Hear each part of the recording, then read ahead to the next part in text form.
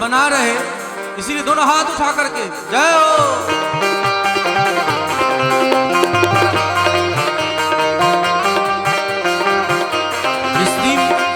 मस्ती रहेगी तो कभी कोई रोग ही नहीं होगा, सारा रोग अपने आप दूर हो जाएगा। दोनों हाथ उठा करके अथवा एक हाथ ऊपर एक हाथ कमर पर, डॉक्टर साहब बैठे हैं, एक हाथ कमर एक हाथ ऊपर, झूमते हुए सब आ जाए एक बार।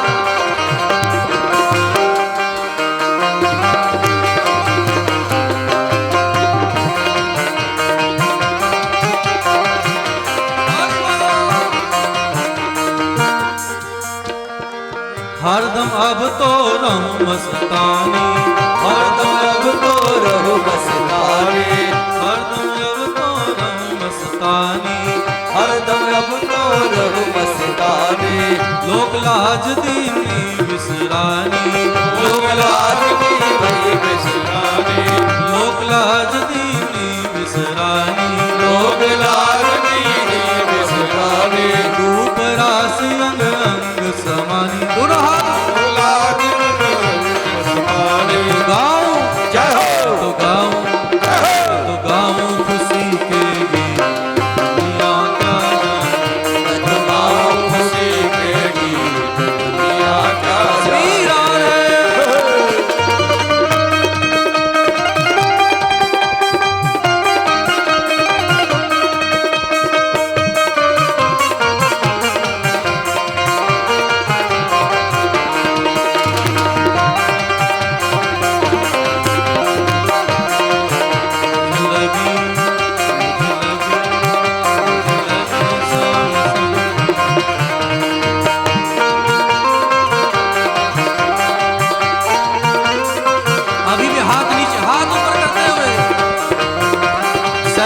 हाथ ऊपर करके झूमते हुए पूरी मस्ती में, दुनिया क्या जाने दुनिया क्या जाने। हाँ भूल गई कहीं आना जाना, भूल गई कहीं आना जाना, जग लागे सारा बेगाना, जग लागे सारा बेगाना। अब तो केवल शाम को पाना, अब तो केवल श्याम को पाना। रूठ जाए चाहे सारा जवाना, बैठते जाए, रूठ जाए चाहे सारा जवाना। मेरी होगी होगी क्या होगी, मेरी होगी प्यार की जीत, दुनिया क्या जाने, मेरी होगी प्यार की जीत, दुनिया क्या जाने। हो मेरी होगी प्यार की जीत, दुनिया क्या जाने। मेरी होगी प्यार की जीत, दुनिया क्या जाने। होगी होगी होगी प्यार की जीत, दुनिया क्या जाने, मेरी होगी प्यार की जीत, दुनिया क्या जाने। होगी प्यार की जीत, दुनिया क्या जाने, मेरी होगी प्यार की जीत, दुनिया क्या जाने। बैठते जाएं। श्याम संग प्रीत, दुनिया क्या जाने। बोलिए भक्त वत्सल भगवान की जय हो। बैठते जाएं शांति पूर्वक, बैठ जाएं आप लोग, बिना बोले बैठने का प्रयास करें, नहीं तो कथा का समय पूरा हो गया, भगवान को फिर आने देते हैं लंबे दिनों तक। भगवान के भक्त श्री प्रहलाद जी का जन्म हुआ, बातचीत नहीं, बच्चे लोग शांति से बैठे।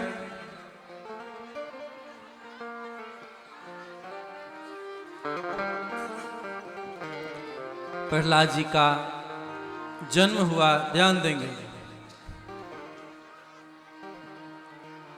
अभी तो बहुत नाचना बाकी है, तो अभी से आप लोग शोरगुल करेंगे फिर कैसे होगा।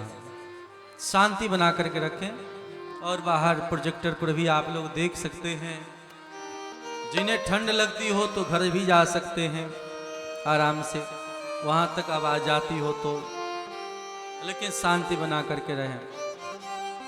प्रसाद भी बाहर बांटने की व्यवस्था कर लें।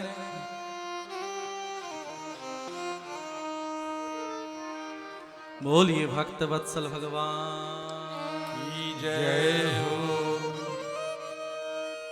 मेरी कथा बांधता नहीं है, मेरी कथा मुक्त करती है।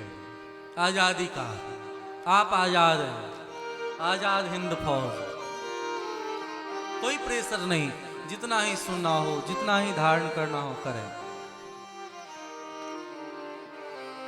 जो जहां है, जिनके बगल में कोई शोरगुल कर रहा हो बिठाएं। बीच बीच में आपने देखा होगा जब डब्बा में सामान रखो और डब्बा भर जाता है तो लोग ऊपर नीचे 2-3 बार करते हैं जो और सामान आ जाए, करते हैं ना। यही बीच में एक था, बीच बीच में अगर कथा सुनते सुनते किसी का मन उब जाए, किसी को आगे आने का मन हो, किसी का पीछे होने का मन हो, इसी बहाने से लोग आगे पीछे हो जाते हैं। बोलो राधे राधे। राधे राधे।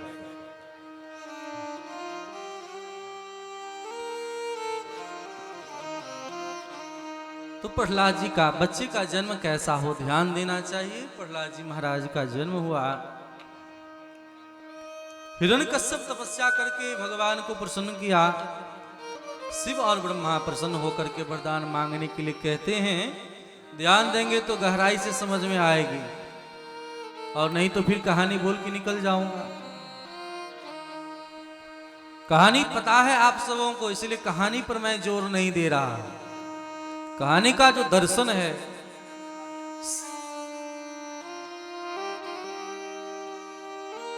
भावार्थ क्या है, तत्वार्थ क्या है, गूढ़ार्थ क्या है, टीकाओं में आचार्यों ने क्या व्याख्या किया, ये सब मैं रख रहा हूं। जीव गोस्वामी जी का, श्री धर स्वामी जी का, बंसीधर स्वामी जी का, इन सब की टीकाओं के आधार पर ये सब व्याख्याएं प्राप्त होती। खाने वाला प्रेम से खाए तो खिलाने वाले को भी अच्छा लगता है कि नहीं। अगर आप लोग प्रेम से सुनेंगे तो सुनाने में आनंद आएगा। प्रहलाद जी का जन्म हुआ, उधर हिरण्यकश्यप भगवान से वरदान मांगता है, भोलेनाथ से, ब्रह्मा से, हम अमर हो जाए। देखिए पापी व्यक्ति को मरने का डर अधिक होता है। वरदान मांगा, ब्रह्मा ने कहा देखो संसार में जो आया है उसे मरना तो होता ही है, मरता ही है, इसलिए मरने से ना डरें। बोले फिर क्या करें। बोले एक ही काम करना है। बोले मरने से जिस जिस चीज से डर लगता है वैसा वरदान मांग लो। तो वरदान क्या मांगा सब जानते हैं। ऊपर मरे न नीचे मरे, 12 महीने में कभी ना मरे, न अस्त्र से, न शस्त्र से, न मानव से, न पशु से, मैं किसी से न मरूं। वरदान मिल गया। वरदान लेकर के घर आया। प्रहलाद जी महाराज को गुरु मंत्र मिल चुका है। भगवान का मंत्र जप करते हैं। बेटे को लेकर खुश हुआ। 5वां बेटा है प्रहलाद। बड़ा लाड़ प्यार है बच्चे से। पढ़ने के लिए शुक्राचार्य जी के पुत्र संडामर के पास भेजा, और संडामर को जो पढ़ाते उन्हीं को पढ़ा देते। एक दिन हिरण्यकश्यप बच्चे को उठा करके लाए। पूछा बेटा क्या पढ़ा है, सुंदर बात कहो। तो बेटा कहता पिताजी मैंने सबसे दुनिया की सुंदर बातें पढ़ी है। हित्वात्मपातम गृहमंदकूपम वनम गतो हरिमाश्रित। हमारा मति ने हर प्रकार से निर्णय किया है। वह निर्णय क्या है कि हर प्रकार से आत्म कल्याण चाहने वाले जो जीव को घर परिवार छोड़ करके जाकर जंगल में भगवान का भजन करना चाहिए। जैसे ही सुना कि भगवान का भजन करना चाहिए, गोद से उठा के फेंक दिया। अरे ये मेरा बेटा है कि किसी और का। बात तो बेकी बेकी करता है।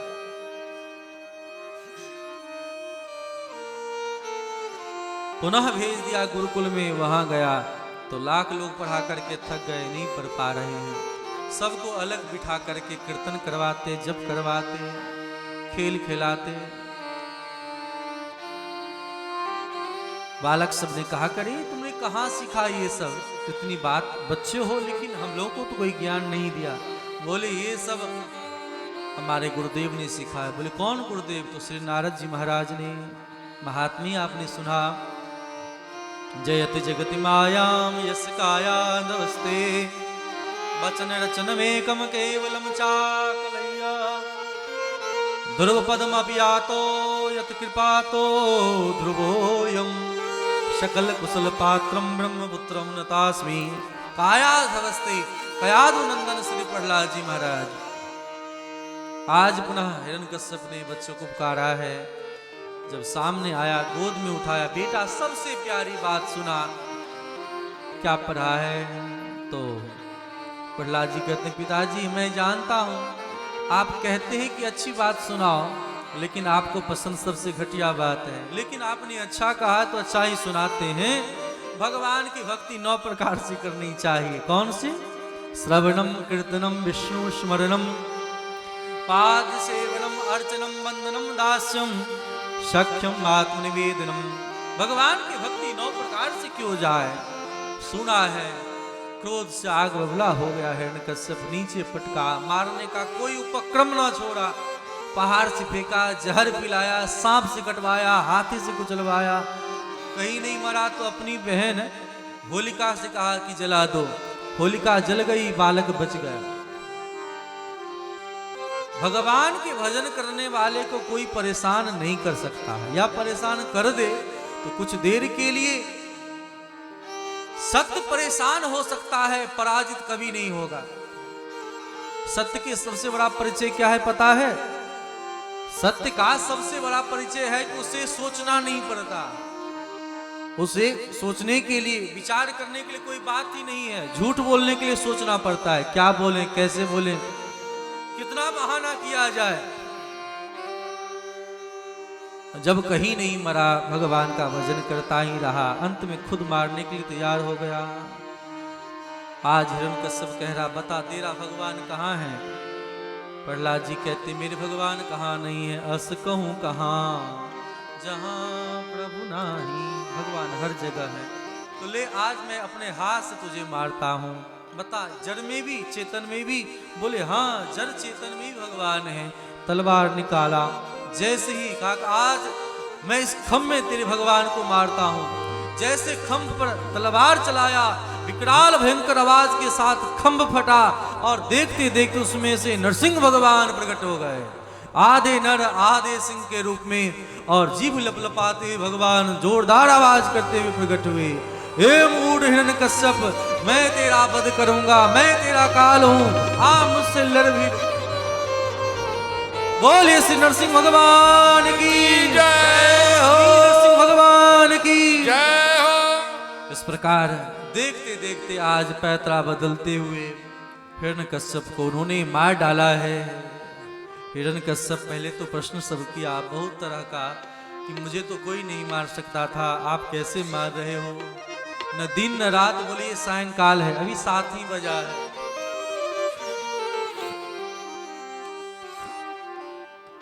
अच्छा, मुझे नर और सिंह कोई नहीं मार सकता।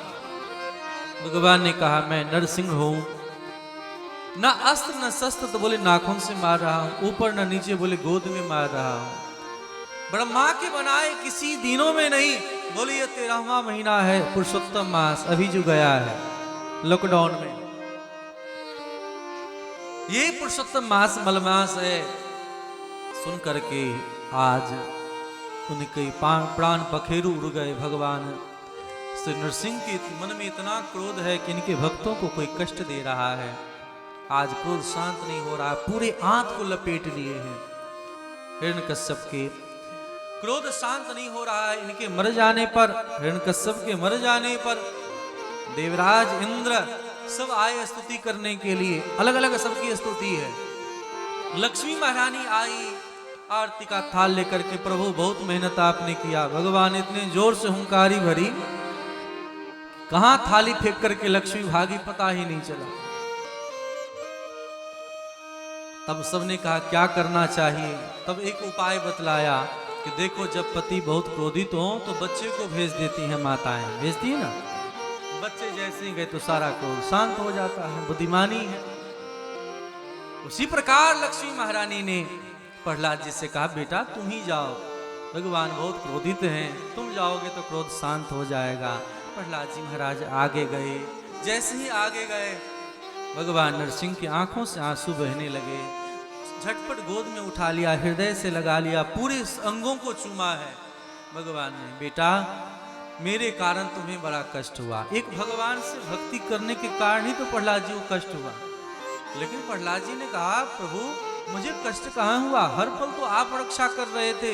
राम नाम जपताम सिद्धिम कुतो भयम, भगवान के भक्ति करने वाले को भय कहाँ है, डर कहाँ है, आप ही बता। उस प्रकार दिव्याति दिव्य ज्ञान हुआ है। भगवान ने पूछा है कि तुम्हें डर नहीं लगा मेरे पास आते हुए। बच्चे लोग तो बाघ शेर को देख करके, क्या एक छुछुंदर को देख करके, एक बिच्छू को देखकर, एक छिपकली को देखकर डर जाता है, लेकिन तुम मुझे देखकर डरे नहीं। प्रहलाद जी ने कहा वाह प्रभु, अरे आप जानते हैं जब वन में शेर गर्जना करता है तो सब डर जाता है, जीव जंतु। बाघ जब घोषणा करता है, गरजता है तो सबके सब थरथर कांपने लगता है। लेकिन उस समय भी जो सिंह के बच्चे होते वहीं पर खेलते रहता, उससे कोई फर्क नहीं पड़ता। कोई व्यक्ति कितना भी क्रोधित क्यों ना हो घर में, लेकिन बच्चों को कोई फर्क नहीं पड़ता, वो मस्ती करते रहता है। आप सीरियस रहे लेकिन बच्चे लोग मस्ती करते रहते कि नहीं। ठीक उसी प्रकार हम तो आपके बच्चे हैं तो मुझे डर किस बात का। भगवान गदगद हो गए, बोले बैठ इस गद्दी पर।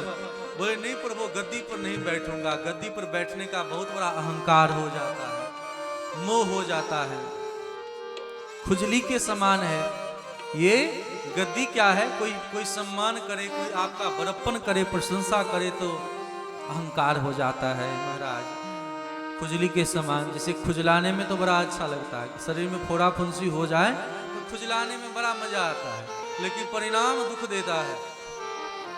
उसी प्रकार कोई प्रशंसा करे तो बड़ा अच्छा लगता है, प्रशंसा अच्छा लगता है, कोई शिकायत करे तो बुरा लगता है, लेकिन परिणाम दुखद है। घर में जब महिलाएं पति की खूब प्रशंसा करने लगे तो सावधान हो जाना चाहिए पतियों को कि जरूर कुछ मार्केटिंग करवाना है कि नहीं। इसीलिए आज खूब प्रशंसा चल रहा है, खूब आओ भगत करे, चाय कॉफी बिना कहे आ जाए तो सावधान हो जाना चाहिए, क्योंकि जरूर कोई न कोई काम करवाना हो। अस्तु भगवान के सामने प्रहलाद जी ने कहा नहीं चाहिए। भगवान ने कहा देखो गद्दी पर बैठना बुरा नहीं है, इसे मेरा प्रसाद समझ के उपभोग करो तो अहंकार नहीं होगा। जब अपना समझ के हम करते तो अहंकार होता है। हम किस बात का अहंकार करें, मेरे भीतर क्या है। आज जो लोग सम्मान करते हैं, अगर भगवान एक तार ढीला कर दे तो क्या हाल हो जाएगा, विचार करें। इसीलिए कभी किसी को अहंकार नहीं करना चाहिए। बैठ जाओ गद्दी पर, मेरा प्रसाद समझ करके, तुम्हें कभी अहंकार नहीं होगा। प्रहलाद जी महाराज भगवान के प्रसाद समझ करके विराजमान हो गए। तब से इस आसन का नाम पड़ गया सिंहासन। तब से क्या नाम पड़ा, सिंहासन। बोलिए भक्त वत्सल भगवान की जय हो। श्री सुखदेव जी महाराज ने परीक्षित जी से पूछा